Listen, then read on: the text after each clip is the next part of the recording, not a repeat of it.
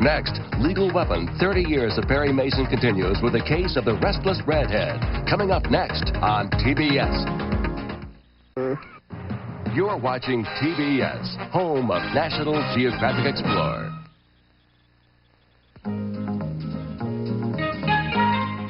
Today at 11:05 Eastern, Legal Weapon, 30 Years of Perry Mason concludes with Raymond Burr as Perry Mason, America's lawyer.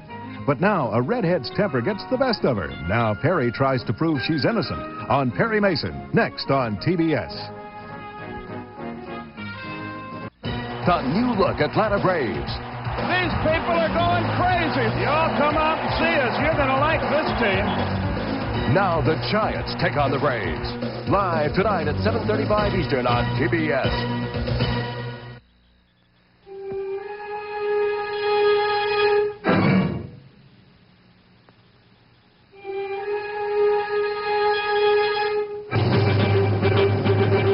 Today on TBS, Perry Mason's final case, Perry's only color case, and the unthinkable, Perry Mason losing a case.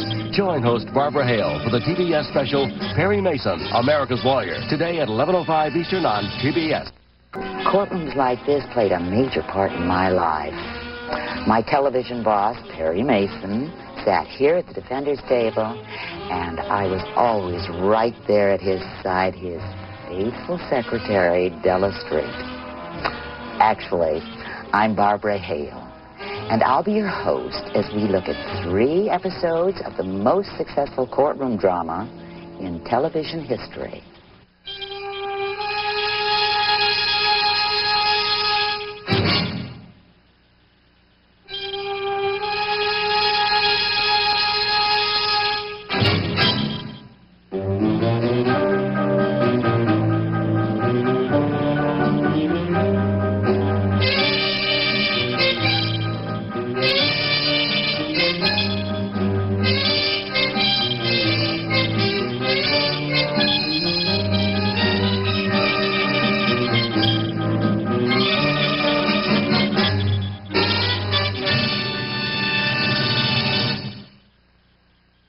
Confidence, and in his dedication to protect the innocent, he often worked for no fee.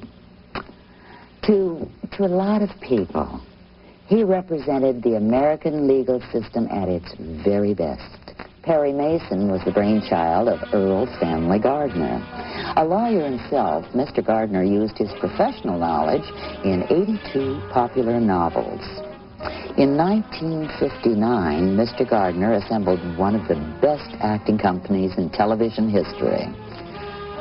I'd known Raymond Burr when we were both making films at the old RKO studios. At that time, he was best known as a villain for his work in pictures like Love Happy with the Marx Brothers and Meet Danny Wilson with Frank Sinatra. In Alfred Hitchcock's Rear Window, he even murdered his wife to stop her from nagging him. The kind of things most of our clients were accused of doing. Then also, Ray had played the district attorney prosecuting Montgomery Clift in A Place in the Sun. So it was only natural when he came to the studio to test for the Perry Mason series, he tested for the part of the district attorney, Hamilton Berger. However, when Mr. Gardner saw the test, he switched the roles because Raymond fit his image of the perfect defense attorney, Perry Mason. In the series, Ray and I were joined by 3 outstanding actors, whom I'm sorry to say are no longer with us. William Hopper, who played private investigator Paul Drake, was the son of gossip columnist Hedda Hopper. William Talman, I'm sure you'll remember as the district attorney, Hamilton Berger. And Ray Collins, a fine character actor. He played our beloved police detective, Lieutenant Trage. We miss them. Picking a favorite episode from a series I loved as much as Perry Mason, it was like trying to decide which of your children is your favorite. It took a lot of consideration. But one episode that stood out strongly in my memory was, of all things, the last episode we did. Why is this one so special, you say? Well, because every member of the crew that I worked with for 9.5 years made a cameo appearance in it.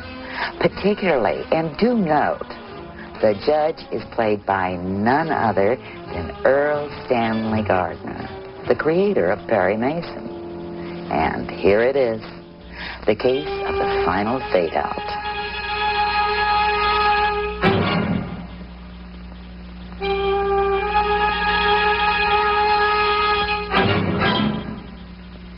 At the beginning. I love doing every episode of Perry Mason, but the one we've just seen has a special place in my heart. In just a minute.